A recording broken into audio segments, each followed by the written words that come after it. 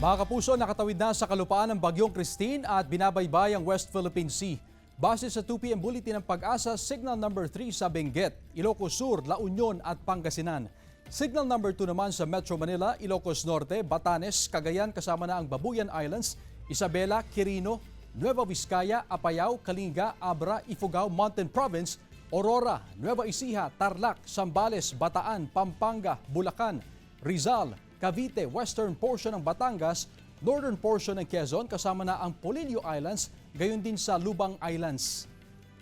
Signal number 1 naman sa Laguna, natitirang bahagi ng Batangas, Quezon, ng Occidental Mindoro, Oriental Mindoro, Marinduque, Romblon, northern portion ng mainland Palawan kasama na ang Calamian Islands, Cuyo at Kalayaan Islands. Kasama rin ang Camarines Norte, Camarines Sur, Catanduanes, Albay, Sorsogon pati na ang Masbate kasama ang Ticao at Burias Islands. Habang signal number 1 din sa Aklan, Capiz, Antique kasama na ang Caluya Islands, Iloilo, Bantayan Islands, Northern Samar at ilang bahagi pa ng Northern Samar. Sa latest track naman ng Pag-asa, posibleng bukas ay nasa labas na ito ng PAR pero may tsansa itong mag-loop pabalik malapit sa PAR sa mga susunod na araw. Patuloy na umantabay sa magiging pagbabago ayon sa Pag-asa.